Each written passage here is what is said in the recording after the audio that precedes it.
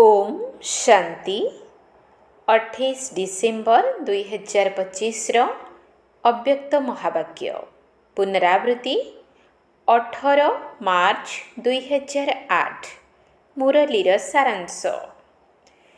कारण शब्द को निवारण रे परिवर्तन करी मास्टर मुक्तिदाता हुओ। समस्तंको बाबांकर संगर रंग लगाई समान हेबार होली पालन कर। कारण शब्द को निवारण रे परिवर्तन करी मास्टर मुक्तिदाता हुओ। समस्तंको बाबांकर संगर रंग लगाई समान हेबार होली पालन कर। आजी सर्वसंपत्तिर मालिक बाप दादा निजर चारिआडर सर्वसंपत्ति संपन्न पिलामानंकु देखुछंती। प्रत्येक संतानर भंडाररे केते संपत्ति जमा अछि ताकू देखि हर्षित हेउछंती। संपत्ति तो समस्तंको एका समय रे एका भली ही मिलिछि, पुणी भी जमार खाता समस्तंकर अलगा अलगा अटे। किंतु समय को दृष्टि रे रखी वर्तमान बापदादा सबु पिलांकु सर्वसंपत्ति रे संपन्न अवस्थारे देखिबाकू चाहुछंती। काहींकि ना एही संपत्ति गुड़िक केवल वर्तमानर गोटिए जन्म पाई नुहे, एहा अविनाशी संपत्ति अटे जहाँकि अनेक जन्म पर्यंत साथीरे रहिब। तेबे एही समयर संपत्ति को तुमे समस्ते निश्चित जानिछ। बाप दादा तुमको केउ केउ संपत्ति सबु देइछंती, एकथा कहिबा मात्र के समस्तंक सम्मुख को संपत्ति गुड़िक आसी जाउछि। एबे समस्तंक मन भितरे संपत्तिर तालिका प्रकट होई गलानी ना। काहींकि ना बाप दादा पूर्वरु मध्य सुनाई देइछंती जे संपत्ति तो मिलुछि, किंतु ताकू जमा करिवार विधि कौन? जीए जेतिकी निमित्त एवं निर्माण हेउछि सेही अनुसारे तार संपत्ति जमा हेउछि। तेणु चेक कर, निमित्त एवं निर्माण हेबार विधि द्वारा मो खातारे केते संपत्ति जमा होइछि। जहा खातारे जेतिकी संपत्ति जमा होइथिबो से सेतिकी भरपूर होइथिबो। सेमानकर चाली चलनरे एवं चेहेरारे भरपूर आत्मार आत्मिक निशा स्वतः ही देखा जाउथिबो। एवं जेतिकी आत्मिक निशा तांकर चेहेरारे चमकुथिबो सेतिकी से चिंतामुक्त सम्राट मध्य होइथिबे। तेबे एही आत्मिक निशा बा आत्म अभिमानी स्थितिर शुद्ध अभिमान ही चिंतामुक्त सम्राटर लक्षण अटे। तेणु निजे निजकु चेक कर जे मोर चेहेरारे चिंतामुक्त सम्राटर निश्चय एवं निशा अछि तो। दर्पण तो समस्तंको मिली जाइछि ना। तेणु दिल रूपी दर्पण रे निजर चेहेरा को चेक कर। कौनसी प्रकारर चिंता नाही तो। कौन हेबो, किपरि हेबो, एपरि हेबो नाही तो। एही भली कौनसी संकल्प रही जाई नाही तो। तेबे चिंतामुक्त सम्राटर संकल्प एहा ही हेबो जे जहा भी हेउछि ताहा बहुत भल हेउछि एवं आगो को जहा हेबो ताहा आहुरी अधिक भल हेबो। एहा को कुहा जाए शुद्ध अभिमान बा सोमानधारी आत्मा। विनाशी धनी लोक माने जेते रोजगार करुछंती समय अनुसारे सेते अधिक चिंतारे रहुछंती। किंतु तुमको यही ईश्वरीय संपत्ति पाई कौनसी चिंता अछि कि? चिंता रहिबा दरकार ना। काहींकि ना जेउ माने एही सबु संपत्तिर मालिक एवं परमात्मा पितांकर बालक अटंती, सेमाने सदा सर्वदा स्वप्नरे मध्य चिंता मुक्त सम्राट अटंती।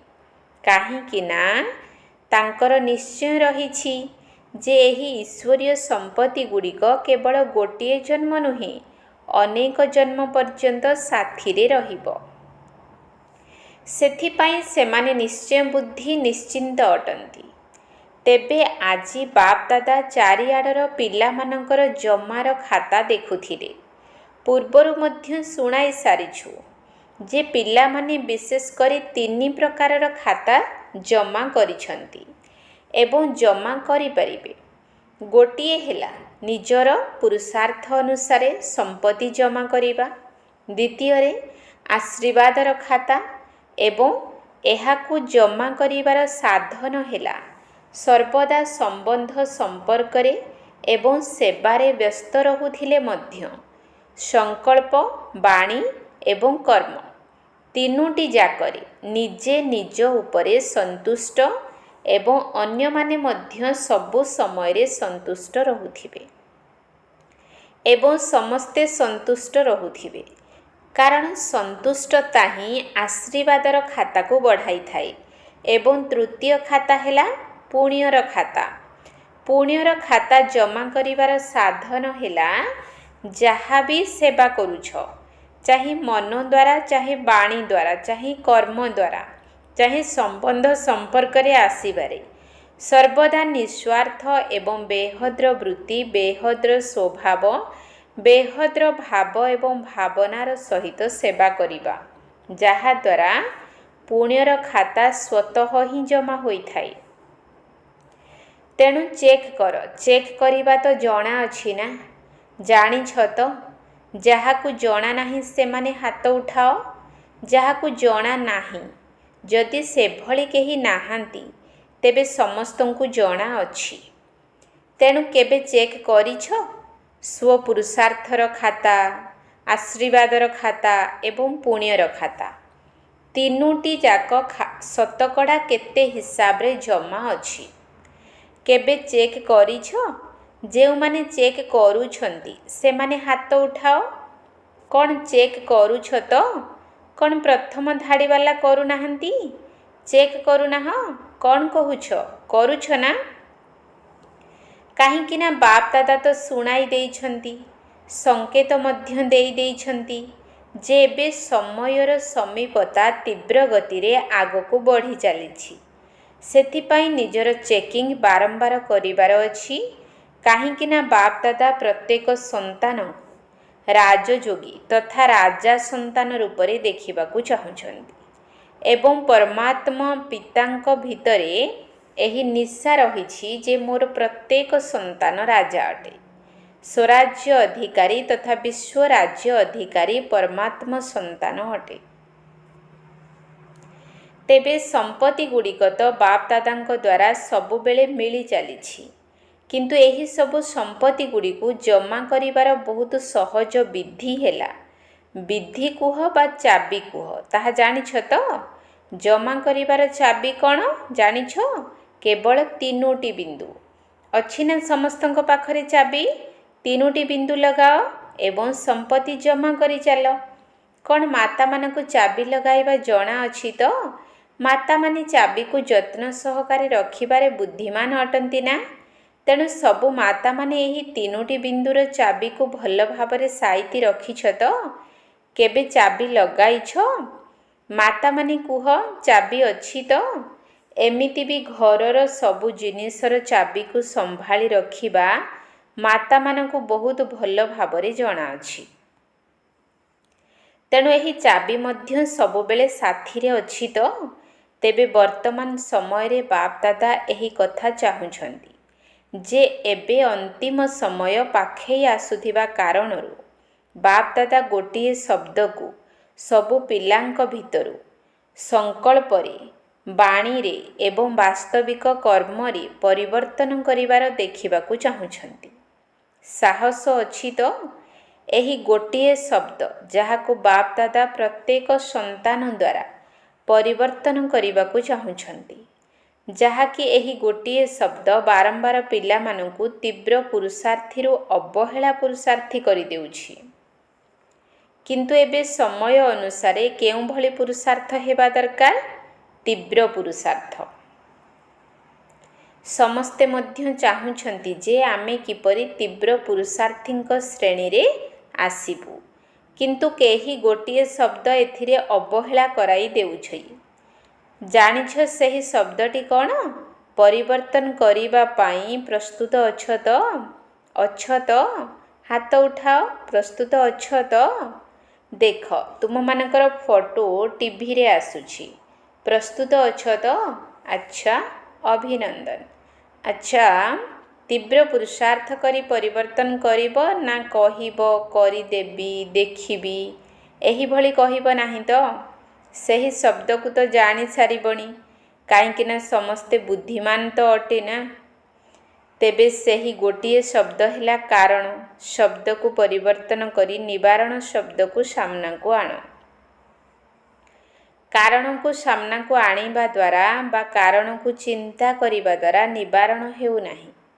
ତେଣୁ ବାପ୍ ଦାଦା କେବଳ କହିବା ପର୍ଯ୍ୟନ୍ତ ନୁହେଁ କିନ୍ତୁ ସଂକଳ୍ପରେ ମଧ୍ୟ ଏହି କାରଣ ଶବ୍ଦକୁ ନିବାରଣରେ ପରିବର୍ତ୍ତନ କରିବାକୁ ଚାହୁଁଛନ୍ତି।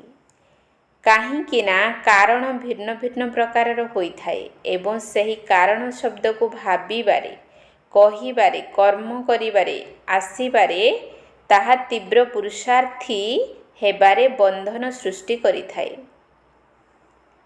କାହିଁକିନା ତୁମ ସମସ୍ତଙ୍କର ବାପ୍ ଦାଦାଙ୍କ ସହିତ ପ୍ରତିଜ୍ଞା ରହିଛି। ସ୍ନେହର ସହିତ ପ୍ରତିଜ୍ଞା କରିଛ ଯେ ଆମେ ସମସ୍ତେ ବାବାଙ୍କର ଏହି ବିଶ୍ୱ ପରିବର୍ତ୍ତନ କାର୍ଯ୍ୟରେ ସାଥୀ ଅଟୁ। ତେଣୁ ତୁମେ ସମସ୍ତେ ବାବାଙ୍କର ସାଥୀ ଅଟ। ବାବା ଏକୁଟିଆ କିଛି କରୁନାହାନ୍ତି, ପିଲାମାନଙ୍କୁ ମଧ୍ୟ ସାଥିରେ ରଖୁଛନ୍ତି। ତେଣୁ ବିଶ୍ୱ ପରିବର୍ତ୍ତନ କାର୍ଯ୍ୟରେ ତୁମମାନଙ୍କର କାର୍ଯ୍ୟ କ'ଣ? ସର୍ବ ଆତ୍ମାଙ୍କର କାରଣକୁ ମଧ୍ୟ ନିବାରଣ କରିବା। କାହିଁକିନା ଆଜିକାଲି ଅଧିକାଂଶ ଆତ୍ମା ଦୁଃଖୀ ଏବଂ ଅଶାନ୍ତ ରହୁଥିବା କାରଣରୁ ସମସ୍ତେ ଏବେ ମୁକ୍ତି ଚାହୁଁଛନ୍ତି। ଦୁଃଖ ଅଶାନ୍ତିରୁ ଏବଂ ସର୍ବବନ୍ଧନରୁ ମୁକ୍ତି ଚାହୁଁଛନ୍ତି। କିନ୍ତୁ ସେମାନଙ୍କର ମୁକ୍ତିଦାତା କିଏ? ବାବାଙ୍କ ସହିତ ତୁମେ ପିଲାମାନେ ମଧ୍ୟ ମୁକ୍ତିଦାତା ଅଟ। ତୁମମାନଙ୍କର ଜଡ଼ଚିତ୍ର ନିକଟରେ ଆଜି ପର୍ଯ୍ୟନ୍ତ ଭକ୍ତମାନେ କ'ଣ ମାଗୁଛନ୍ତି? ଏବେ ଦୁନିଆରେ ଦୁଃଖ ଅଶାନ୍ତି ବଢ଼ି ଚାଲିଥିବାର ଦେଖି ଅଧିକାଂଶ ଆତ୍ମା ତୁମ ମୁକ୍ତିଦାତା ଆତ୍ମାମାନଙ୍କୁ ଅଧିକ ମନେ ପକାଉଛନ୍ତି। ସେମାନଙ୍କର ମନ ଦୁଃଖୀ ହେବା କାରଣରୁ ଚିତ୍କାର କରୁଛି, ହେ ମୁକ୍ତିଦାତା, ଆମକୁ ମୁକ୍ତି ଦିଅ। କ'ଣ ତୁମମାନଙ୍କୁ ଆତ୍ମାମାନଙ୍କର ଦୁଃଖ ଅଶାନ୍ତିର ଡାକରା ଶୁଭୁ ନାହିଁ? ତେଣୁ ମୁକ୍ତିଦାତା ହୋଇ ପ୍ରଥମେ ଏହି କାରଣ ଶବ୍ଦକୁ ମୁକ୍ତ କର। ତାହାହେଲେ ସେମାନଙ୍କର ମୁକ୍ତିର ଡାକରା ଆପେ ଆପେ ତୁମମାନଙ୍କ କାନରେ ଗୁଞ୍ଜରିତ ହେବ। ପ୍ରଥମେ ଯଦି ନିଜେ ଏହି ଶବ୍ଦଠାରୁ ମୁକ୍ତ ହେବ, ତାହାହେଲେ ଅନ୍ୟମାନଙ୍କୁ ମଧ୍ୟ ମୁକ୍ତ କରିପାରିବ। ଏବେ ତ ଦିନକୁ ଦିନ ତୁମମାନଙ୍କ ସମ୍ମୁଖରେ ହେ ମୁକ୍ତିଦାତା ଆମକୁ ମୁକ୍ତି ଦିଅ ଏହାର ଲମ୍ବା ଧାଡ଼ି ଲାଗିବାକୁ ଯାଉଛି। କିନ୍ତୁ ଆଜି ପର୍ଯ୍ୟନ୍ତ ନିଜର ପୁରୁଷାର୍ଥରେ ଭିନ୍ନ ଭିନ୍ନ କାରଣ ଶବ୍ଦ କାରଣରୁ ମୁକ୍ତିର ଫାଟକ ବନ୍ଦ ରହିଛି। ସେଥିପାଇଁ ଆଜି ବାପ୍ ଦାଦା ଏହି ଶବ୍ଦଠାରୁ ସମସ୍ତଙ୍କୁ ମୁକ୍ତ କରିବା ପାଇଁ ଚାହୁଁଛନ୍ତି। ଏମିତି ତ ଏହା ସହିତ ଆହୁରି ମଧ୍ୟ କେତେକ ଦୁର୍ବଳତାର ଶବ୍ଦ ରହିଛି। ସେଥିମଧ୍ୟରୁ ବିଶେଷ ହେଲା କାରଣ ଶବ୍ଦ ଏବଂ ତା ସାଥୀ ଶବ୍ଦଗୁଡ଼ିକ ହେଲା ଏମିତି, ସେମିତି, କେମିତି, ଯେଉଁମାନେ କି ମୁକ୍ତିର ଫାଟକକୁ ବନ୍ଦ ରଖିବାର କାରଣ ଅଟନ୍ତି। ତେବେ ଆଜି ସମସ୍ତେ ହୋଲି ପାଳନ କରିବା ପାଇଁ ଆସିଛ ନା? ସମସ୍ତେ ଦୌଡ଼ି ଦୌଡ଼ି ଆସିଛ?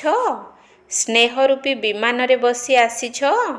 ଯେହେତୁ ବାବାଙ୍କ ସହିତ ସ୍ନେହ ରହିଛି, ତେଣୁ ବାବାଙ୍କ ସହିତ ହୋଲି ପାଳନ କରିବା ପାଇଁ ପହଞ୍ଚି ଯାଇଛ। ଆସିଛ, ଭଲ କରିଛ। ସେଥିପାଇଁ ବାପ୍ ଦାଦା ତୁମମାନଙ୍କୁ ଅଭିନନ୍ଦନ ଦେଉଛନ୍ତି। ବାପ୍ ଦାଦା ଦେଖୁଛନ୍ତି ହୁଇଲ୍ ଚେୟାରରେ ଚାଲିବା ବାଲା ମଧ୍ୟ କିଛି ନା କିଛି ଶାରୀରିକ ଅସୁବିଧା ଥିଲେ ମଧ୍ୟ ସାହସ ରଖି ପହଞ୍ଚି ଯାଇଛନ୍ତି। ବାପ୍ ଦାଦା ଏହି ଦୃଶ୍ୟକୁ ମଧ୍ୟ ଦେଖୁଛନ୍ତି। ଏଠାକୁ କ୍ଲାସ୍ କରିବା ପାଇଁ ଆସୁଛନ୍ତି ନା କୌଣସି କାର୍ଯ୍ୟକ୍ରମ ଦେଖିବା ପାଇଁ ଯେତେବେଳେ ଆସୁଛନ୍ତି, ହୁଇଲ୍ ଚେୟାରରେ ବସି ନିଜର ପଣ୍ଡାକୁ ଅର୍ଥାତ୍ ନିମିତ୍ତ ଟିଚରମାନଙ୍କୁ ଧରି ଆସିଯାଉଛନ୍ତି, ତେବେ ଏହାକୁ କ'ଣ କୁହାଯିବ? ପରମାତ୍ମା ସ୍ନେହ। ବାପ୍ ଦାଦା ମଧ୍ୟ ଏଭଳି ସାହସୀ ଆନ୍ତରିକ ସ୍ନେହୀ ପିଲାମାନଙ୍କୁ ବହୁତ ବହୁତ ଆନ୍ତରିକ ଆଶୀର୍ବାଦ, ଆନ୍ତରିକ ସ୍ନେହ ବିଶେଷ ଭାବରେ ଦେଉଛନ୍ତି। ବହୁତ ସାହସ ରଖି ଆସିଛନ୍ତି। ବାବାଙ୍କର ଏବଂ ପରିବାରର ସହଯୋଗ ତ ନିଶ୍ଚିତ ରହିଛି। କ'ଣ ସମସ୍ତଙ୍କୁ ଠିକ୍ ଭାବରେ ସ୍ଥାନ ମିଳିଯାଇଛି ତ? ମିଳିଛି ତ? ଯେଉଁମାନଙ୍କୁ ସ୍ଥାନ ଠିକ୍ ମିଳିଛି ସେମାନେ ହାତ ଉଠାଅ। ବିଦେଶୀମାନଙ୍କୁ ରହିବାର ସ୍ଥାନ ଠିକ୍ ମିଳିଛି ତ? ଏହା ତ ମେଳା ଅଟେ ନା।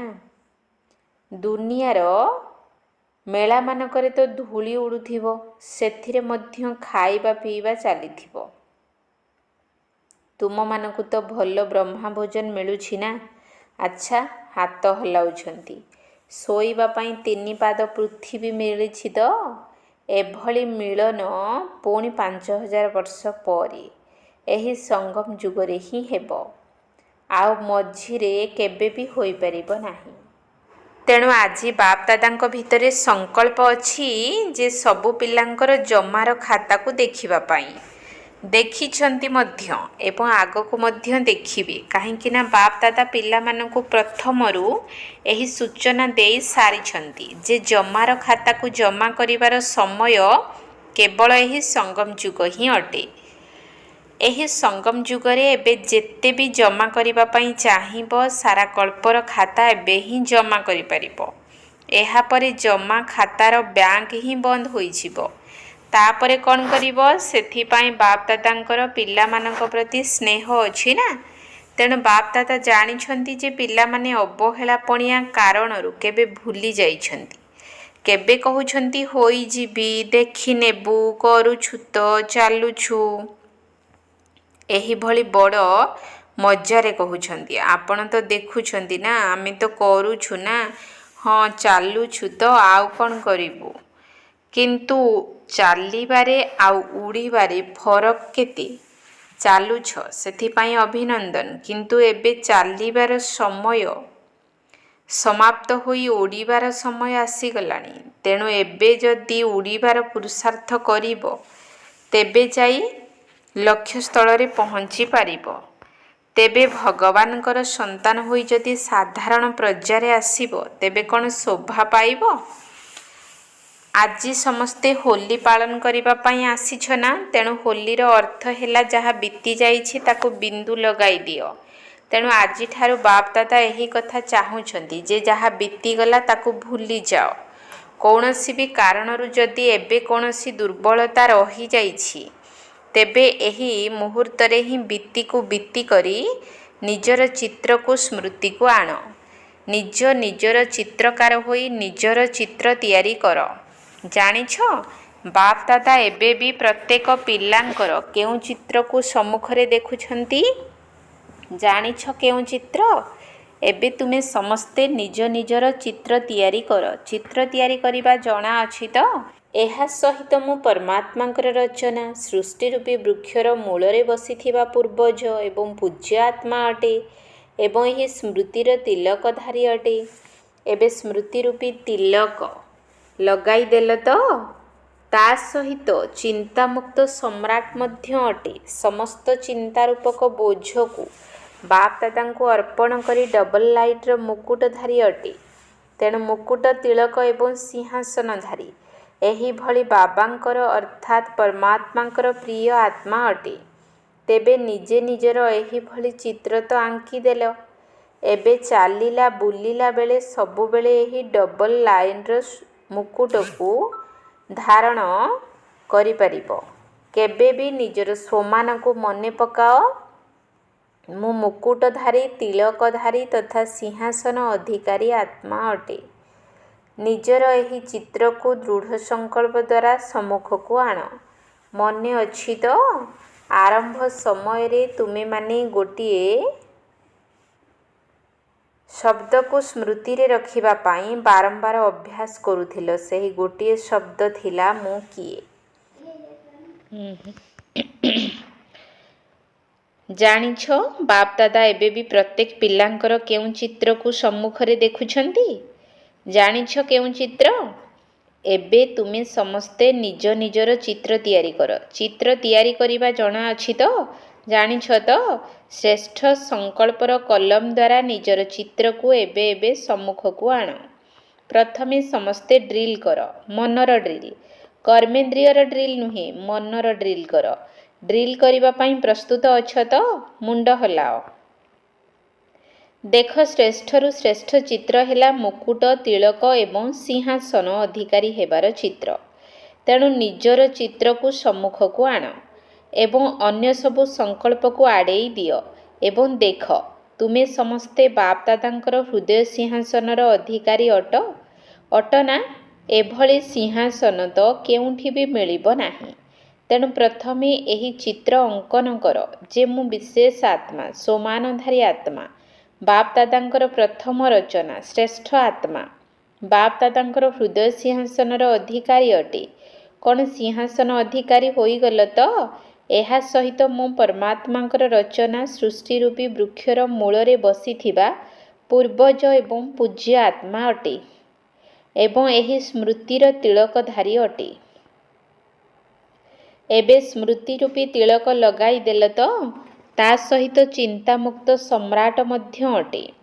ସମସ୍ତ ଚିନ୍ତାରୂପକ ବୋଝକୁ ବାପ ଦାଦାଙ୍କୁ ଅର୍ପଣ କରି ଡବଲ ଲାଇଟ୍ର ମୁକୁଟଧାରୀ ଅଟେ।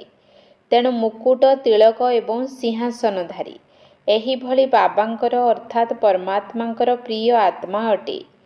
ତେବେ ନିଜେ ନିଜର ଏହିଭଳି ଚିତ୍ର ତ ଆଙ୍କିଦେଲ। ଏବେ ଚାଲିଲା ବୁଲିବା ବେଳେ ସବୁବେଳେ ଏହି ଡବଲ ଲାଇଟ୍ର ମୁକୁଟକୁ ଧାରଣ କରିପାରିବ? କେବେ ବି ନିଜର ସ୍ୱମାନଙ୍କୁ ମନେ ପକାଅ।